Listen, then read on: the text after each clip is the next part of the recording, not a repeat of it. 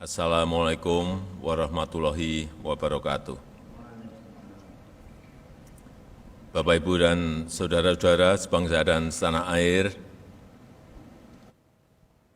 alhamdulillah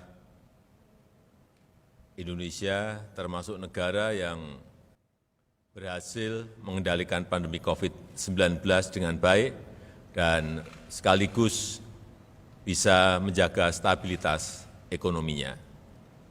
Kebijakan gas dan rem yang menyeimbangkan penanganan kesehatan dan perekonomian menjadi kunci keberhasilan kita. Kalau kita lihat dalam beberapa bulan terakhir, pandemi COVID-19 semakin terkendali. Per 27 Desember 2022, kasus harian 1,7 kasus per 1 juta penduduk, positivity rate mingguan itu 3,35%, tingkat perawatan rumah sakit atau BOR berada di angka 4,79%, dan angka kematian di angka 2,39%. Ini semuanya berada di bawah standar dari WHO. Dan seluruh kabupaten kota di Indonesia saat ini berstatus PPKM level 1, di mana pembatasan kerumunan dan pergerakan orang di tingkat rendah. Setelah mengkaji dan mempertimbangkan perkembangan tersebut, kita ini mengkaji sudah lebih dari 10 bulan, dan lewat pertimbangan-pertimbangan yang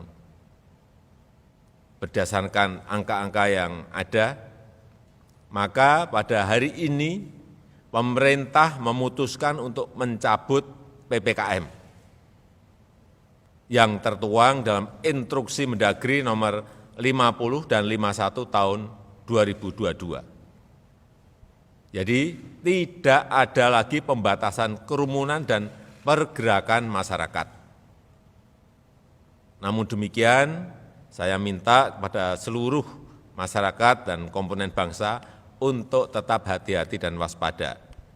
Pertama, masyarakat harus meningkatkan kesadaran dan kewaspadaan dalam menghadapi risiko COVID. Pemakaian masker di keramaian dan ruang tertutup harus tetap dilanjutkan. Kesadaran vaksinasi harus terus digalakkan, karena ini akan membantu meningkatkan imunitas. Dan masyarakat harus semakin mandiri dalam mencegah penularan, mendeteksi gejala, dan mencari pengobatan. Kedua, aparat dan lembaga pemerintah tetap harus siaga. Fasilitas kesehatan di semua wilayah harus siap siaga dengan fasilitas dan tenaga kesehatan. Pastikan mekanisme vaksinasi di lapangan tetap berjalan, utamanya vaksinasi booster. Dan dalam masa transisi ini, Satgas COVID-19 pusat dan daerah tetap dipertahankan untuk merespon penyebaran yang cepat. Jadi Satgas daerah tetap ada selama masa transisi. Bapak, Ibu, dan saudara-saudara sebangsa dan setanah air, walaupun PPKM dicabut, ini juga perlu saya sampaikan, jangan sampai ada kekhawatiran. Walaupun PPKM dicabut, bansos akan tetap dilanjutkan. Bansos selama PPKM akan dilanjutkan di tahun 2023, bantuan vitamin dan obat-obatan akan tetap tersedia di vaskes yang ditunjuk, dan beberapa insentif pajak dan lain-lain juga akan terus dilanjutkan. Saya rasa itu yang ingin saya sampaikan. Semoga Tuhan Yang Maha Kuasa senantiasa meridhoi segala ikhtiar bangsa Indonesia untuk mencapai Indonesia maju. Terima kasih. Wassalamualaikum warahmatullahi wabarakatuh. Dan mungkin perlu sedikit saya tambahkan bahwa Indonesia ini termasuk satu dari 4 negara G20 yang dalam 10 bulan, 11 bulan berturut-turut tidak mengalami gelombang pandemi. Kita ingat saat puncak Delta kita berada di angka 56.000 dan di Juli 2021 dan di Februari 22 kita mengalami lagi puncak tren karena Omikron berada di angka 64.000 kasus harian. Saya kira data-data ini perlu kita sampaikan.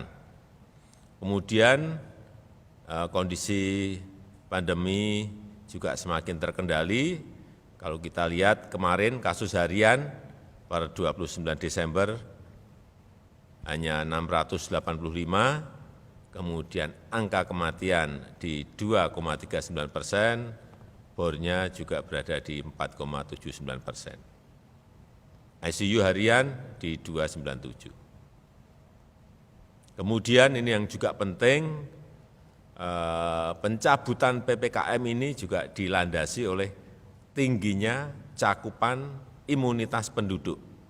Jadi dari Sero Survei, ini kalau kita lihat angkanya, di Desember 2021 itu berada di 87,8%,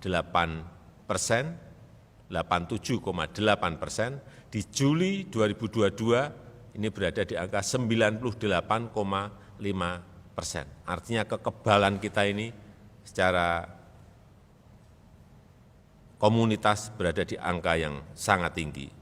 Dan jumlah vaksinasi sampai hari ini berada di angka 448.525.478 dosis. Ini juga sebuah angka yang tidak sedikit. Saya rasa itu tambahan.